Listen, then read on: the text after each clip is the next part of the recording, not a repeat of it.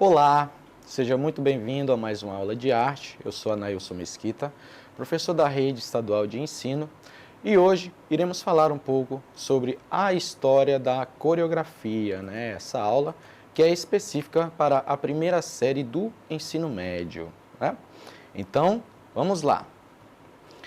Bom, o termo coreografia tem um contexto histórico variado, Ele é derivado da palavra coreia, Uma dança grega, dançada em círculos e acompanhada por canto. Derivados da palavra coreia são usados para descrever danças de círculos em alguns lugares, como Khorovod, na Rússia, Ora, Romênia, Moldova, Israel, Oro, na Bulgária.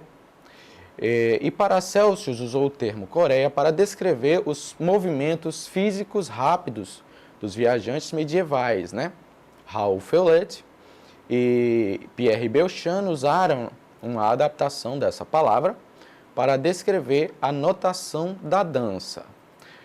Choreography, de Feuillet, de 1700, ajustou o termo para um método, da notação da dança e estabeleceu-se o termo choreography, ou coreografia, para a escrita ou anotação da dança, certo? Bom, então, como vimos, as primeiras notações começou aí com Raoul Feuillet, para criar, uma certa notação para os movimentos, que seriam realizados dentro da dança. Uma espécie de partitura da dança, que existe também aí até na música, beleza? Assim, uma pessoa que escrevesse para danças, era um coreógrafo, mas o criador das danças era conhecido como um mestre da dança. Le maître, un danseur em francês, Ou em uns anos antes, um mestre do balé. Dessa forma, o termo coreografia surge na dança em 1700, na corte de Luís XIV, para nomear um sistema de signos gráficos, notação da dança capaz de transpor para o papel o repertório de movimentos do balé daquela época. Então, em outras palavras, reafirmando aí, a partitura, as primeiras partituras em si, neste caso, já surgiram aí na corte do rei Luís XIV, já tentando trazer aqueles movimentos específicos de balé, para a escrita. Por quê? Porque era necessário que o coreógrafo, ou o mestre da dança, pudesse criar e também repassar esses registros para outros coreógrafos, e eles pudessem realizar os mesmos movimentos que o mestre criou. Então, assim, nasceria, as notações ou a partitura para a dança, ok?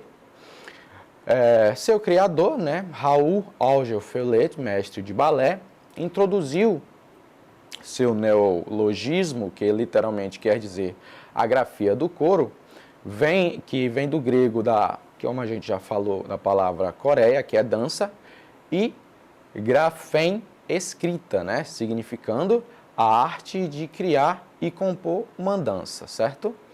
A rejeição do vocabulário e dos termos do balé pela dança moderna resultou no termo coreógrafo, que substituiu o mestre do balé, Então aí, já na dança moderna, já não existe mais o termo mestre do balé, para quem cria, mas sim coreógrafo. E, consequentemente, coreografia veio significar a arte de fazer danças. A partir do século XIX, a técnica de escrever o movimento recebeu um nome, notação coreográfica, Então, aí já no século XIX, aí essa técnica de escrever, essa partitura, esses movimentos da dança aí, recebe o nome de notação coreográfica, ok?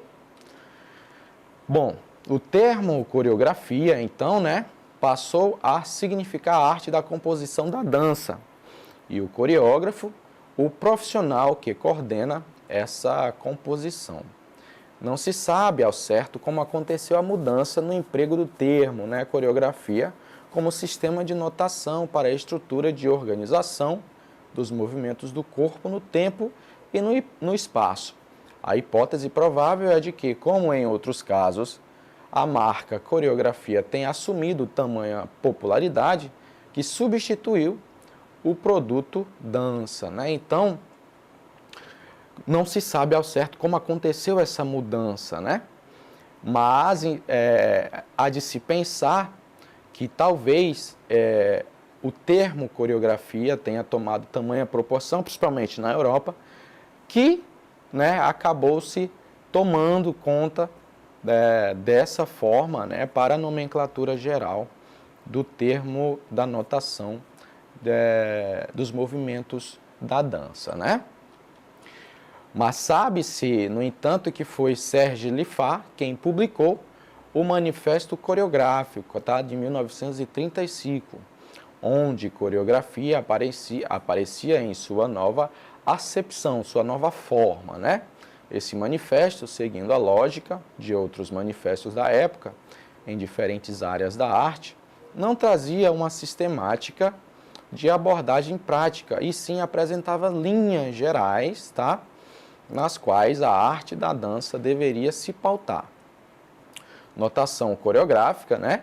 Tipos de formulários existentes. Então, Serge Liffard trouxe aí um embasamento do que as notações, no pensamento dele, deveria se pautar, mas não trouxe aí um método específico para a notação coreográfica, ok?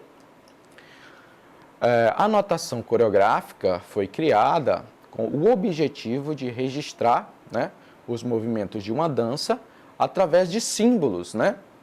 Uma espécie de partitura da coreografia. Então, como a gente já citamos aqui, ela foi criada justamente para ser parecida, né?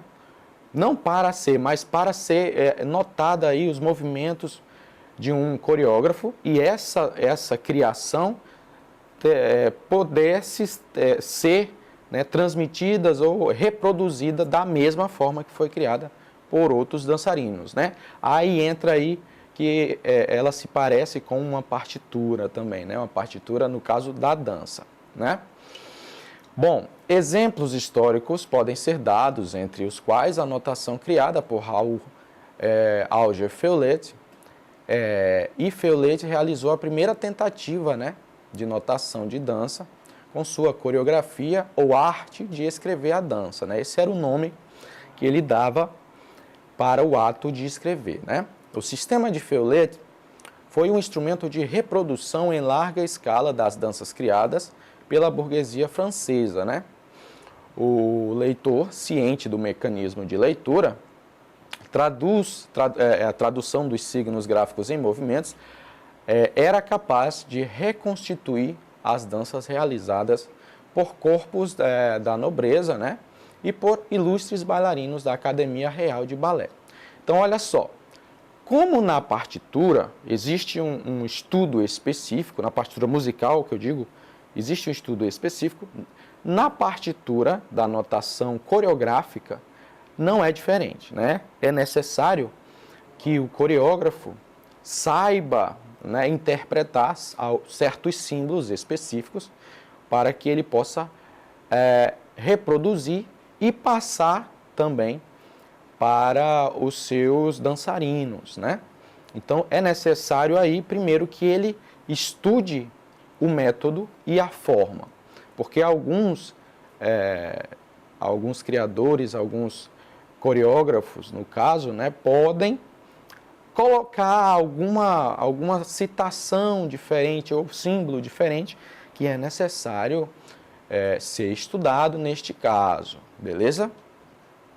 Como uma máquina de fazer cópias de danças, a coreografia espalhou-se pela Europa, né, sendo traduzida para o inglês, alemão, espanhol, italiano e português. Durante 22 anos, Feuillette e seu aluno Déseix publicaram cerca de 30 coleções de danças, onde em cada uma figuravam até 5 danças, né? Estas somadas a publicações feitas por diversos outros autores elevam em muito esse número. No século XVI, foi iniciado o ballet de corps pelos mestres da dança da corte francesa, que fixaram padrões para o palco e para o salão, né? Finalmente, Feuillette distingue 4 eixos perpendiculares para a execução do movimento, ou seja, frontal, dorsal, lateral e girando. As diagonais só foram acrescentadas mais tarde. O balé de ópera era marcado pelo balé de corte, que concebia as figuras de forma que fossem vistas da melhor maneira possível pelo rei, colocado no eixo mediano da sala, né? Nesse período, Toyneur Harbiot divulgou sua proposta de notação musical, chamada Orchesography, né? Com uma notação diferente, Harbiot expõe os mesmos princípios e dá exemplos abundantes. Nos séculos 17 e 18, a dança de salão e a teatral distanciaram-se ainda mais, e no século XIX, a dança teatral finalmente conquistou sua linguagem independente, ao propor notações específicas para as características rítmicas e musicais de cada dança. Harbiot descrevia as posições dos pés e do corpo, né, nas perspectivas vertical e horizontal, utilizando diagramas. Então, já Harbiot, nesse caso, já traz uma nova perspectiva para a notação, né? Como anteriormente Feuillette havia traduzido apenas 4 parâmetros, Harbiot pega esses parâmetros e também adiciona outros parâmetros, certo? Nenhum sistema específico prevaleceu durante o século XIX, até surgir na Rússia em 1892, Vladimir Ivanovich Stepanov, né? Bailarino do Balé Imperial em São Petersburgo, que trouxe o L'Alphabet des Mouvements dos Corpos Humains, onde notas atômicas completavam a notação musical. Olha só que bacana. Essa obra possibilitou a reconstituição de grande parte do repertório do século XIX. Esse alfabeto dos movimentos do corpo humano é uma notação que codifica os movimentos da dança com notas musicais e não com símbolos abstratos como recentemente inventados. Stepanov separa os movimentos complexos dos movimentos elementares que o corpo pode executar. Esses movimentos básicos são registrados, então, com sinais musicais. Então, Stepanov aí já coloca a dança ligada à música, né?